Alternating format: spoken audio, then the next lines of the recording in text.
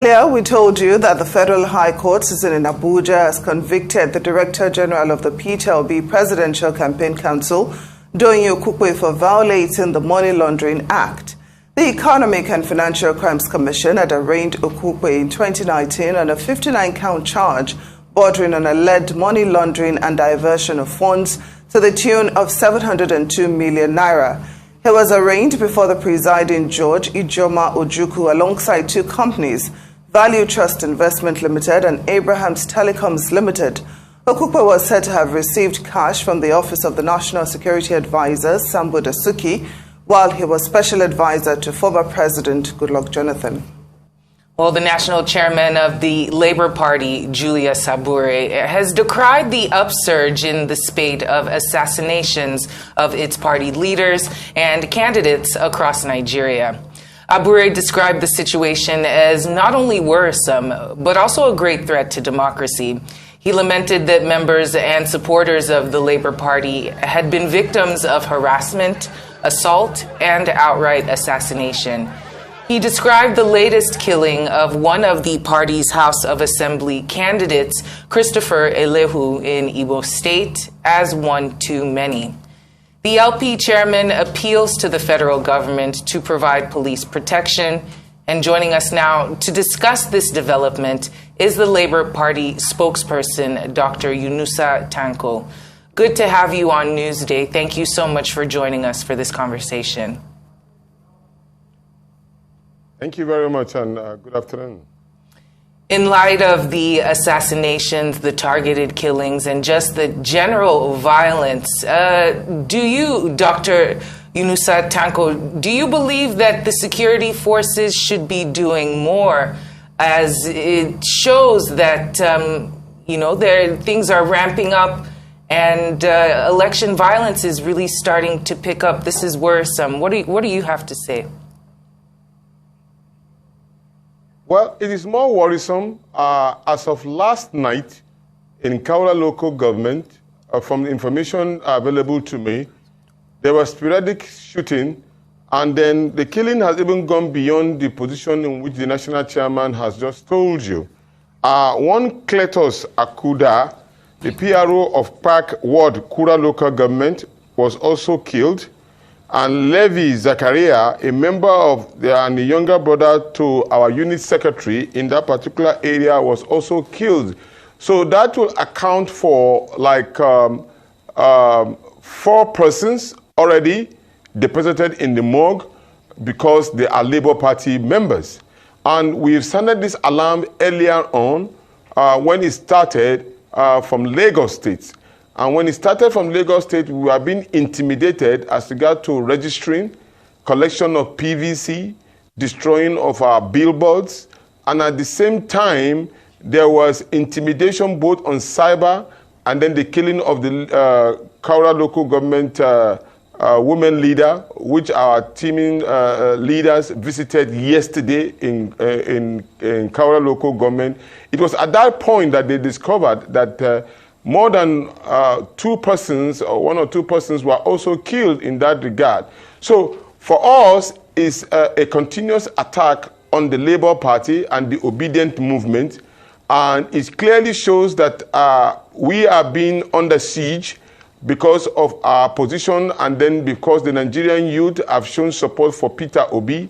And clearly, for us, it seems that it is not only the people that are just trying to dampen our morale and probably bring us down because we have chosen a path of truth, a path of dedication, and a path of rescuing Nigeria from the shackles of poverty that we've already found ourselves. So with regard to your questions as regard to whether the security apparatus are doing enough, as far as we are concerned, nobody has been arrested or been convicted, or information have not been railed out to the public as regard to those who are behind this.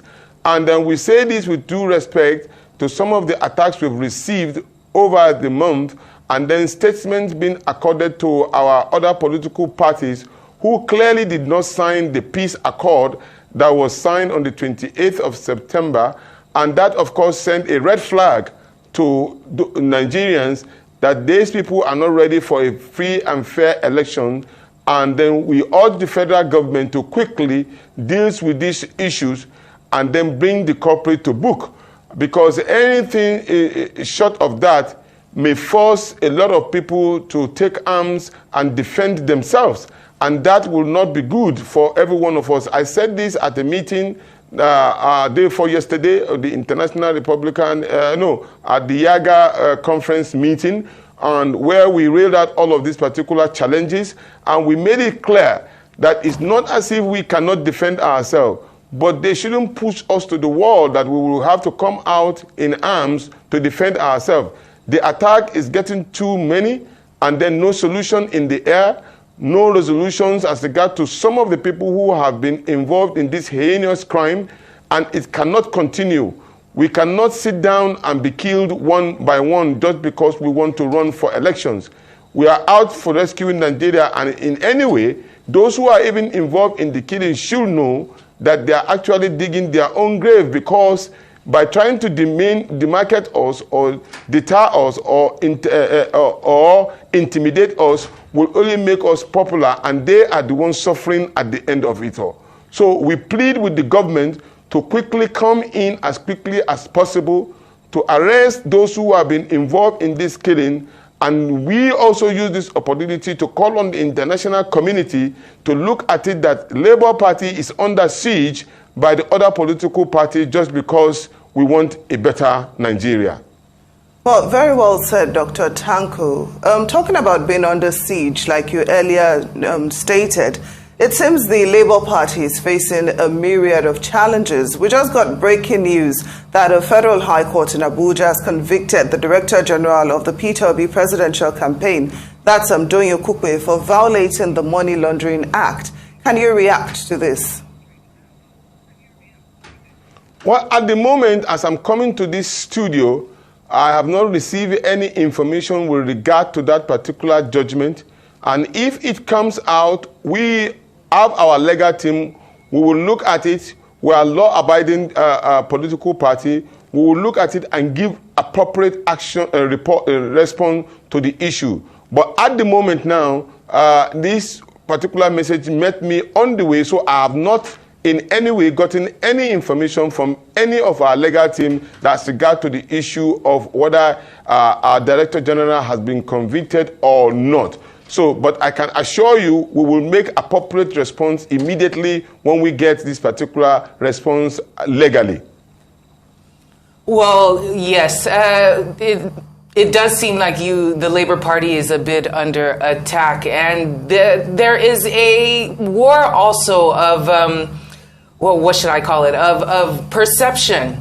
Now, with this alleged conviction, there would be the perception that maybe the Labour Party might be working a little bit harder to figure out how to make sure that they stay on the right side of the discussion. And speaking of the right side of discussion, it seems like the media was always going to concentrate on the APC and the PDP as the two major parties. But Labour Party, of course, has entered into the fold with Peter Obi's popularity. What plans does the Labour Party have in order to make sure that that discussion is continued all the way till February 2023 and that the votes amount to more than just social media popularity and discussions? Well, you will agree with me that we are the largest growing political party at the moment in Africa. And that is totally because the Nigerian youth have vowed to vote for Peter Obi because he has synergized with them, he has connected with them based on his capacity, consistency, character, and accountability. He has shown this particular level of capability in terms of turning Nigeria from a consumer nation to a production nation. And that, of course, has attracted a lot of attack, both illegally and legally, from our opponent. They see us as a group of people who is trying to change the narrative from 133 million Nigerians in abject poverty, turning them into a prospective nation. That is exactly our crime. But we are not deterred by it. We will continue in our gospel in order to change Nigeria for the better, taking it out of docility to prosperity, taking it out of insecurity to a secured nation, making sure that Nigeria is no more ridiculed in the eyes of the international community, making sure that there's going to be room and employment for our teeming youth. And that, of course, is some of the promises that Peter Obi and Deti Baba Ahmed have made. And we will keep this particular discussion on the front burner. We will not change our modus operandi, but rather we will advance on it to keep the issue on the front seat and making sure that the Nigerian people see road into what we are trying to do and what Peter Obi is bringing to the table. He has shown completely different. He's not running a conventional politics. He's running an unconventional politicking and campaign based on issue to emancipate the Nigerian people from shackle of poverty. So every Nigerian who believes in this particular cause, as we usually say, there's an obedient in every household in the Federal Republic of Nigeria. And in that case, if there is an obedient person in every household, we must join hands together to ensure that this particular gentleman come into power to put this country in the right path. So we will continue in that our discussions. We'll continue on issue base. We'll continue to mobilize. We'll continue to educate Nigerians and taking them out of the hands of this particular group of people who have taken us into a very bad, dark side of our lives. Nigeria cannot remain the same in this particular narrative. Rather, we will change it and make sure Nigeria is better for the betterment of our unborn children. This we are determined, and we will show that we will ensure this. Make sure that after we voted for us in 2023, we will change the dynamics of Nigeria. This we will continue to do.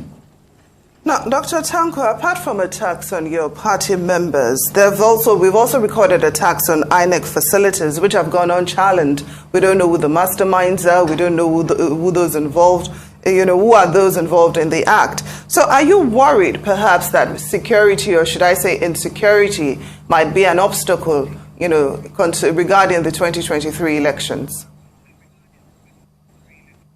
Well, in 2015, we saw similar threat, even when the Northeast was also under siege, where even some of the local governments were under the control of the Boko Haram element.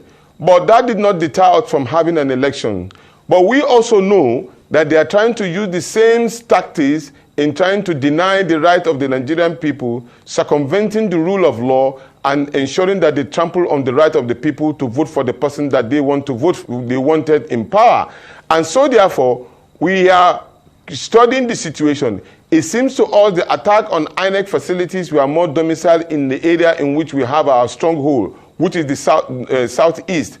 And then we want to believe that there is a hand of those of the people in government trying to malign the people in the southeast to showcase that they don't want the election to take place. But then these are allegations, but which should be proven when the police and the army and all have been able to interrogate those that they arrested in Imo to come out clean to tell the Nigerian people who sent them.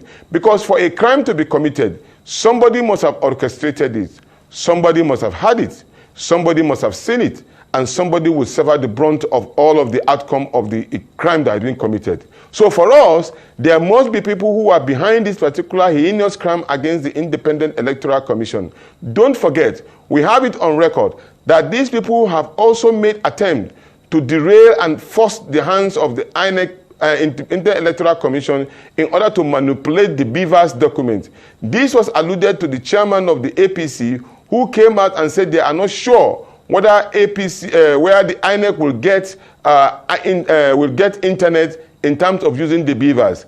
And I want to make it clear that at a point in time when we were leading the Inter-Party Advisory Council, it is the same political party who came against the PDP as at that time, saying that PDP is saying that they will not allow us to use the accreditation machine because there will not be a network.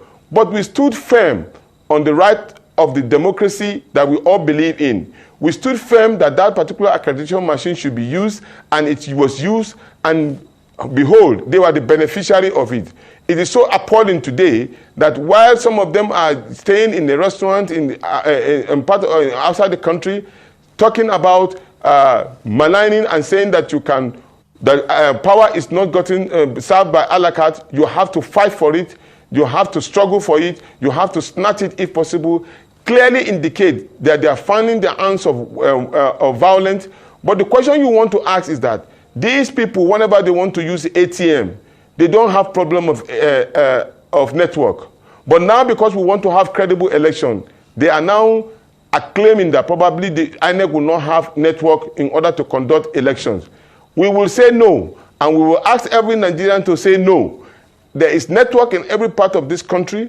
An election will be conducted. They should not start sending and questioning the capability and the character of the people in INEC who have sworn to uphold the rule of law and make sure that the Electoral Act work accordingly, which is enshrined in Section 664, Subsection 4, Subsection 5, and Subsection 6 of the Electoral Act that empower INEC to conduct election using electronic means as they deem fit. So therefore, there's no ambiguity at the position of law, there's no ambiguity at the part of morality, but what is appalling is their position saying that probably they are trying to deter the rule of law, circumventing the will of the people, and trampling on the position of law. This will be totally unacceptable by all well-meaning Nigerians. And I say this with all due respect, that all Nigerians should come out in defense of this, the Electoral Act, in defense of INEC, against these Sesame Streets who are trying to make sure that we do not have credible election.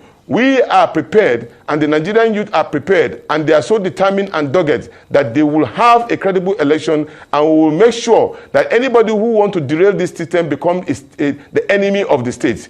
It is better for us to have an election that will be credible, and Nigeria will remain a safe country under the leadership of Peter and Deti Baba Ahmed.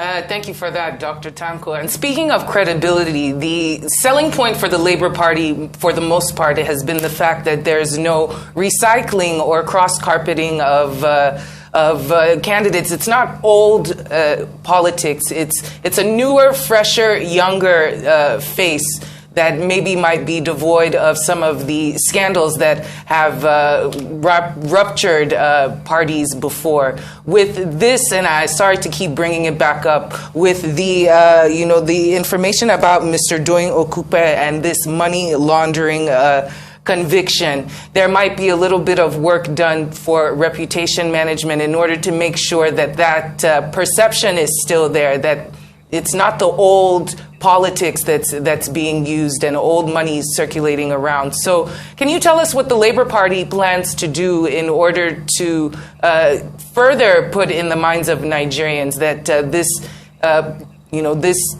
party is less corrupt than the other choices that we have on the ballot? It's the level of accountability that has been shown by our own principal. You see, when they say a fish is bad, it starts from its head. But we have a very well stable fish with a clean, clear head, devoid of any corruption charges. And he has no credibility issue. Neither has he been accused of anything in terms of his parental status or in his work ethics or what he has been able to do for an Ambarians in the micro level, which he intends to transform in the macro level when he ascends power. He has shown passion, he has shown compassion, he has shown determination and doggedness. And no reason, that is why people are trying to find anything against him. I saw a kind of a comic where they are using eyeglass, a microscope, where they are trying to strip him naked and trying to find anything against him. And behold, they couldn't find anything against this particular gentleman. But what they ended up finding is credibility, character, commitment, and resilience, determination, and doggedness in order to take Nigeria out of the wood. As we speak today, we are asking all the obedient movement. Remember, When they started, we started on the social media, and they keep on accusing us that we are only domiciled in the social media. But we moved out of that particular cocoon. We are already on the street. Remember, for the first time in the history of the Federal Republic Nigeria, precisely on the 1st of October 2022, Nigerians youth came out in 40 cities at one time, at the same time, mobilizing for only one person, showing love, convicted and feeling that there's no difference between the north and the south, or from the east or from the west. They were determined to build a movement that will ensure that we have a credible leader coming in 2023. And that particular movement has dovetailed in now to all the units of the 176,846 polling units where Nigerians are being mobilized to build structures along the line. I'm just coming from Kano State. I did the similar thing in my own polling unit. And I want to assure you that you will feel the impact, the obedient movement, and the obedient candidacy in all the polling units of the Federal Republic of Nigeria. Just to assure the Nigerian people that we are determined as Nigerian youth, as Nigerian people who have suffered so much disdain from our past leaders who have held it in the shackle of poverty, trying to ensure that Nigeria does not grow. But we say no, Nigeria must grow, and Nigeria must be a united country with prosperity and determination to make us great more than anything, because we have what it takes. We have the land, we have the intellect, we have the people, we have the capacity in the leaders that we are trying to make sure that they come into power. So the Labour Party has done a lot by sensitizing people under the leadership of Barrister Abure, and then his secretary and the National Working Committee, Alhaji Umar Farouk, and everybody that believe in it. And we are determined, anywhere we need to do, we are transparent, we are open, we are not ready, we are not running away from any castigation. If you come out against us and tell us what we have done wrong, we will look at it and put the right thing in on, and which is something that you do not get from the past leadership that we've had over the years. Well, very well said, Dr. Yunusa Tanko. Now, we've also heard reports that some political parties are buying PVCs, harvesting people's data, and there are plans for them to indulge in digital vote buying. Is the Labour Party worried about this? Do you have strategies in place that you think can help you level the playing field so that you can have a successful run in the 2023 election? Yes, because we are asking the people and we are telling them the decay in the system, what they have suffered so long. We've had this particular information as regards to people selling their PVC 2000. But let them understand and know today that if you sell your PVC, to what use? The person that you sell it to cannot use it at the polling unit because of the BVAS machine. You have to be the person that will vote at that particular polling unit. The truth about it is that if you are selling your vote, yes, we want to understand you are selling your vote. But for what gain? For just a meal of porridge within a short period of time? Look about 133 million that have been adjudged to be in poverty. We are promising you an opportunity to earn dignity with labor. We are promising you that you will earn more than 2,000 naira. You will earn as you work, and you will gain money that is judiciously for you, and nobody, you will not be able to use, if you sell that your vote, you will end up having people who are compromised in the position of leadership. We have seen it in the past 16 and 8 years that these people have run this country aground. So why would you indulge in something that is not going to be productive? This is an opportunity for you to take back your country. The Labour Party is a populist democratic movement where people can come in and flange and move to their highest peak of life. What we are saying is that Peter Obi has said, 133 million people that are in poverty, come with me. Let us form a new government, a new Nigeria that all of us will be proud of. It's not about him. He has proved that over the years in Anambra State. You are all aware that he left 75 billion naira in the coffers of Anambarian, even though they were trying to find fault with it. But it was coming out and it was confirmed that even the past governor, Willie Obiano confirmed to his Taraba state governor that it is the money that Peter Obi left in his hand that he used in building the international airport in Oka. So clearly you have seen prudency, you have seen efficiency, you have seen capacity, you have seen compassion, you have seen determination, you have seen passion in order to give Nigeria a best of country. And that is the